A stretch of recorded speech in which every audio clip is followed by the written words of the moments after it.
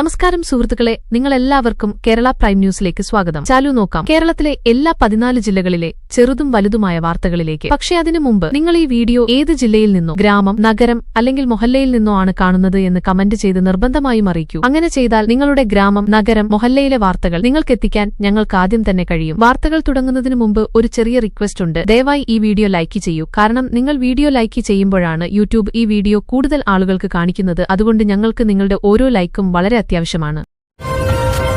സമൃദ്ധി SM 51 കേരള സംസ്ഥാന lottery draw April 19, 2026 ഉച്ചകഴിഞ്ഞ് 3 മണിക്ക് തിരുവനന്തപുരം ഗോർക്കി ഭവനിൽ നടത്തി. ആദ്യ സമ്മാനം 1 കോടി രൂപയാണ്. രണ്ടായും മൂന്നാം സമ്മാനങ്ങളും യഥാക്രമം 25 ലക്ഷം രൂപയും 5 ലക്ഷം രൂപയുമാണ്. ആയിരക്കണക്കിന് ടിക്കറ്റ് ഉടമകൾ ആവേശത്തോടെ ഫലങ്ങൾ കാത്തിരുന്നു. ഔദ്യോഗിക PDF ഉച്ചകഴിഞ്ഞ് 4 മണി 30 മിനിറ്റോടെ പുറത്തിറങ്ങുമെന്നാണ് പ്രതീക്ഷിച്ചിരുന്നത്. ആഴ്ചതോറുമുള്ള ഡ്രോ കനത്ത വേനലിനിടയിൽ സംസ്ഥാനത്തുടനീളം വലിയ ആവേശം സൃഷ്ടിച്ചു. ഏപ്രിൽ 19, 2026 രാവിലെയോടെ മലക്കാപ്പാറയിൽ സംശയാസ്പദമായ പുലി ആക്രമണത്തിൽ 76 വയസ്സുള്ള ഒരു സ്ത്രീ മരിച്ചു. അവൾ തന്റെ ചെറിയ റോഡരികിലെ കടയിൽ നിന്ന് വീട്ടിലേക്ക് മടങ്ങാതിരുന്നതിനെ തുടർന്ന് നാട്ടുകാർ അവളുടെ മൃതദേഹം റോഡരികിലെ ഒരു തോട്ടിൽ കണ്ടെത്തി. ഈ സംഭവം പ്രദേശത്ത് വർദ്ധിച്ചുവരുന്ന മനുഷ്യ വന്യജീവി സംഘർഷങ്ങളെക്കുറിച്ചുള്ള ആശങ്കകൾ ഉയർത്തിയിട്ടുണ്ട്. വനവകുപ്പ് ഉദ്യോഗസ്ഥർ അന്വേഷണം ആരംഭിച്ചിട്ടുണ്ടെന്നും മൃഗത്തെ നിരീക്ഷിച്ചു വരികയാണെന്നും അറിയിച്ചു.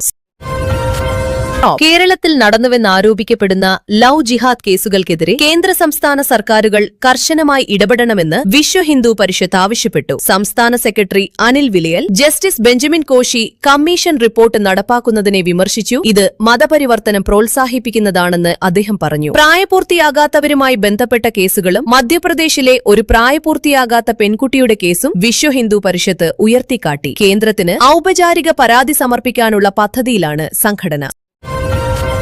കേരളത്തിൽ താപനില ഉയരുന്നതിനൊപ്പം ഇതുവരെ രേഖപ്പെടുത്തിയതിൽ ഏറ്റവും ഉയർന്ന ദൈനംദിന വൈദ്യുതി ഉപയോഗവും പീക്ക് ഡിമാൻഡും രേഖപ്പെടുത്തി. ഉപയോഗം വർദ്ധിച്ചിട്ടും ലോഡ് ഷെഡിംഗ് ഉണ്ടാകില്ലെന്ന് വൈദ്യുതി മന്ത്രി കെ കൃഷ്ണൻകുട്ടി ഉറപ്പു നൽകി. കടുത്ത ചൂട് മൂലം വീടുകളിലും വ്യാപാര സ്ഥാപനങ്ങളിലുമുള്ള ഫാനുകളും എയർ കണ്ടീഷണറുകളും കൂടുതൽ ഉപയോഗിക്കപ്പെട്ടു. ഗ്രിഡിനുമേലുണ്ടാകുന്ന സമ്മർദ്ദം ഫലപ്രദമായി കൈകാര്യം ചെയ്യാൻ ഊർജ്ജ സംരക്ഷണം പാലിക്കണമെന്ന് അധികൃതർ അഭ്യർത്ഥിച്ചു.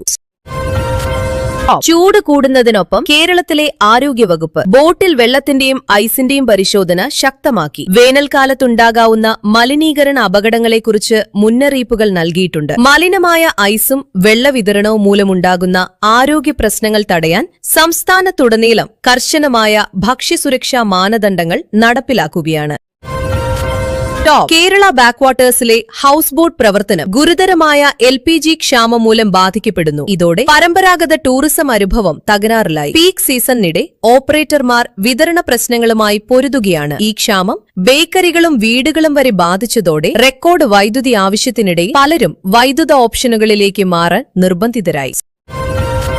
2026 ഭൂചലന ദുരന്തബാധിതർക്കായി നിർമ്മിച്ച മുന്തക്കൈ ചൂരൽമല ടൌൺഷിപ്പിലെ വീടുകൾ റവന്യൂ മന്ത്രി കെ രാജൻ പരിശോധിച്ചു. റിപ്പോർട്ട് ചെയ്ത വിള്ളലുകൾ ചെറിയ ജലചോർച്ചയുടെ അടയാളങ്ങൾ മാത്രമാണെന്നും ഘടനാപരമായ പിഴവുകളല്ലെന്നും അദ്ദേഹം പറഞ്ഞു. എന്നാൽ മഴക്കാലത്തിനു മുൻപ് സുരക്ഷയെക്കുറിച്ച് ദുരന്തബാധിതർ ആശങ്ക പ്രകടിപ്പിച്ചു. നിർമ്മാണ ഗുണനിലവാരം ഉറപ്പാക്കാൻ കൂടുതൽ ശാസ്ത്രീയ പരിശോധനകൾ തുടരുകയാണ്.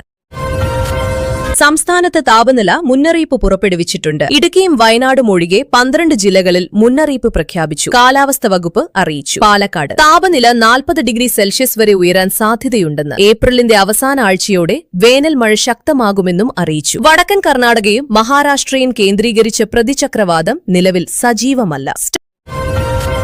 ഇൻസ്റ്റാപേ ലോൺ ആപ്പിന്റെ 3 ഓപ്പറേറ്റർമാരെ നോയിഡയിൽ അറസ്റ്റ് ചെയ്തു. കണ്ണൂർ ഡെന്റൽ കോളേജിന്റെ കെട്ടിടത്തിൽ നിന്ന് വീണു മരിച്ച 22 വയസ്സുള്ള കേരളത്തിലെ BDS വിദ്യാർത്ഥിനിയുടെ മരണത്തിൽ ഇവർക്ക് പങ്കുണ്ടെന്നാരോപിച്ചാണ് അറസ്റ്റ്. വായ്പയുമായി ബന്ധപ്പെട്ട തുടർച്ചയായ പീഡനമാണ് ഈ ദുരന്തത്തിന് കാരണമായതെന്ന് പോലീസ് സംശയിക്കുന്നു. ഡിജിറ്റൽ ലെൻഡിംഗ് ആപ്പുകൾ വിദ്യാർത്ഥികളെയും കുടുംബങ്ങളെയും ചൂഷണം ചെയ്യുന്ന ഭീഷണി വർദ്ധിക്കുകയാണെന്ന് ഈ കേസ് വ്യക്തമാക്കുന്നു.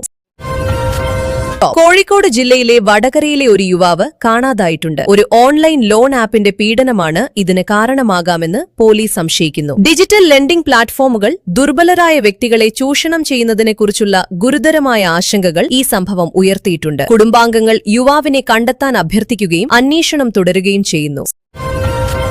ടോപ്പ് കേരള SSLCയുടെയും ഹയർ സെക്കൻഡറി +2വിന്റെയും 2026 ഫലങ്ങൾ മെയ് മാസത്തിന്റെ 3-ാം ആഴ്ചയിൽ പ്രതീക്ഷിക്കുന്നു. വിദ്യാഭ്യാസ അധികൃതർ സമയക്രമം സ്ഥിരീകരിച്ചു. മേഖലാപരമായ പ്രശ്നങ്ങൾ കാരണം ഗൾഫ് മേഖലകളിലെ പരീക്ഷകൾ റദ്ദാക്കിയിരുന്നു. ഉന്നത പഠനത്തിനുള്ള തയ്യാറെടുപ്പുകൾക്കിടയിൽ വിദ്യാർത്ഥികളും രക്ഷിതാക്കളും ഫലങ്ങൾ കാത്തിരിക്കുകയാണ്. സംസ്ഥാനത്തിലെ ഏറ്റവും വലിയ പിക്കിൽ ബോൾ ഇവന്റായ കേരള ഓപ്പൺ 2026 കൊച്ചിയിൽ 5 ലക്ഷം രൂപയുടെ റെക്കോർഡ് സമ്മാനത്തുകയോടെ ആരംഭിച്ചു. കേരളത്തിന്റെ വിവിധ ഭാഗങ്ങളിൽ നിന്നുള്ള ആവേശമുള്ള കളിക്കാർ മത്സരങ്ങളിൽ പങ്കെടുത്തു. വേഗത്തിൽ വളരുന്ന ഈ കായിക ഇനത്തെ പ്രോത്സാഹിപ്പിക്കുകയും എല്ലാ തലങ്ങളിലുമുള്ള പങ്കാളിത്തം ഉറപ്പാക്കുകയും ചെയ്യുകയാണ് ടൂർണമെന്റിന്റെ ലക്ഷ്യം. കടുത്ത വേനലിനിടെ വിദ്യാർത്ഥികൾക്ക് അമിതഭാരം ഒഴിവാക്കാൻ സ്കൂളുകളിലെ വേനൽക്കാല ക്ലാസുകൾക്ക് കേരള സർക്കാർ വിലക്കേർപ്പെടുത്തി. കുട്ടികൾക്ക് മതിയായ വിശ്രമം ഉറപ്പാക്കാനും ഉയർന്ന താപനില മൂലമുള്ള ആരോഗ്യ പ്രശ്നങ്ങൾ ഒഴിവാക്കാനുമാണ് ഈ നിർദ്ദേശം. ഉത്തരവ് കർശനമായി പാലിക്കണമെന്ന് സ്കൂളുകൾക്ക് നിർദ്ദേശം നൽകി. 2011 RSS BJP കാഫിലേക്കെതിരായ ബോംബാക്രമണ കേസിൽ കണ്ണൂരിൽ നിന്നുള്ള CPMന്റെ 10 പ്രവർത്തകർക്ക് 25 വർഷം തടവ് ശിക്ഷ വിധിച്ചു. നീണ്ട നിയമ നടപടികൾക്ക് ശേഷമാണ് കോടതി വിധി പുറപ്പെടുവിച്ചത്. അന്ന് ഈ കേസ് ജില്ലയിൽ വലിയ രാഷ്ട്രീയ സംഘർഷം സൃഷ്ടിച്ചിരുന്നു. തിരുവനന്തപുരം അടുത്തിടെ നടന്ന കാർ അപകടവുമായി ബന്ധപ്പെട്ട ശാസ്ത്രീയ പരിശോധനകൾ പ്രകാരം മലയാളം നടൻ മണിയൻ പിള്ള രാജു മദ്യലഹരിയിലായിരുന്നില്ലെന്ന് സ്ഥിരീകരിച്ചു. ഈ വിശദീകരണം നടനെയും ആരാധകരെയും ആശ്വസിപ്പിച്ചു. സംഭവത്തിന്റെ മറ്റ് വശങ്ങളെക്കുറിച്ച് പോലീസ് അന്വേഷണം തുടരുകയാണ്. തൃശൂരിൽ ഒരു 8 വയസ്സുകാരൻ തന്റെ തലയണയ്ക്കുള്ളിൽ ഒളിച്ചിരുന്ന പാമ്പിന്റെ കടിയേറ്റ് മരിച്ചു. അവന്റെ ഇളയ സഹോദരൻ ഗുരുതരാവസ്ഥയിലാണ്. ഈ ദാരുണ സംഭവത്തിന് പിന്നാലെ വേനൽക്കാലത്ത് ഗ്രാമീണ വീടുകളിൽ പാമ്പുകളെക്കുറിച്ചുള്ള ജാഗ്രതയും മുൻകരുതലുകളും ശക്തമാക്കണമെന്ന് മുന്നറിയിപ്പ് നൽകി. മലപ്പുറത്ത് ഒരു മുഴുവൻ ഗ്രാമം ദുഃഖത്തിലായി. പ്രാദേശിക സ്കൂളിലെ 9 അധ്യാപകരും സ്റ്റാഫും തമിഴ്നാട്ടിലെ വാൽപ്പാറയിലുണ്ടായ ഭീകരമായ റോഡ് അപകടത്തിൽ മരിച്ചിരുന്നു. മൃതദേഹങ്ങൾ തിരികെ കൊണ്ടുവന്നപ്പോൾ സ്കൂൾ മൈതാനം ഒരു കൂട്ടായ ശോകദൃശ്യമായി. കോൺഗ്രസ് നേതാവ് K. സുധാകരൻ വരാനിരിക്കുന്ന കേരള നിയമസഭാ തിരഞ്ഞെടുപ്പിൽ UDF വിജയിക്കുമെന്ന് 100% ആത്മവിശ്വാസം പ്രകടിപ്പിച്ചു. LDF വീണ്ടും അധികാരത്തിൽ തുടരാനുള്ള സാധ്യതയില്ലെന്ന് അദ്ദേഹം പറഞ്ഞു. വർഷങ്ങളായുള്ള ഭരണത്തിന് ശേഷം ജനങ്ങൾ മാറ്റം ആഗ്രഹിക്കുന്നുവെന്നും അദ്ദേഹം കൂട്ടിച്ചേർത്തു. കേരള കോൺഗ്രസിലെ ഒരു മുതിർന്ന നേതാവ് ദൂരദർശൻ സംപ്രേഷണം വഴി മാതൃകാ പെരുമാറ്റച്ചട്ടം ലംഘിച്ചുവെന്നാരോപിച്ച് പ്രധാനമന്ത്രി നരേന്ദ്രമോദി സ്റ്റോപ്പ് ജനസേന പാർട്ടി നേതാക്കൾ കേരളത്തിൽ പാർട്ടിയുടെ അടിസ്ഥാനത്തെ വിപുലീകരിക്കാൻ വേണ്ടിയുള്ള തന്ത്രങ്ങൾ ചർച്ച ചെയ്യാൻ തിരുവനന്തപുരത്ത് യോഗങ്ങൾ നടത്തി. വരാനിരിക്കുന്ന തിരഞ്ഞെടുപ്പുകളും രാഷ്ട്രീയ കൂട്ടുകെട്ടുകളും മുന്നിൽ കണ്ട് സംഘടന ശക്തിപ്പെടുത്തുന്നതിലായിരുന്നു ശ്രദ്ധ. താപനില വർദ്ധിക്കുകയും അതുമായി ബന്ധപ്പെട്ട ആരോഗ്യ പരാതികൾ കൂടുകയും ചെയ്ത സാഹചര്യത്തിൽ കേരളത്തിലെ പല ആശുപത്രികളും പ്രത്യേക ഹീറ്റ് സ്ട്രോക്ക് ക്ലിനിക്കുകൾ ആരംഭിച്ചു. പ്രത്യേകിച്ച് വയോധികരും പുറത്ത് ജോലി ചെയ്യുന്നവരും ചൂട് മൂലമുള്ള രോഗങ്ങൾ ഒഴിവാക്കാനാവശ്യമായ മുൻകരുതലുകൾ സ്വീകരിക്കണമെന്ന് ഡോക്ടർമാർ നിർദ്ദേശിച്ചു.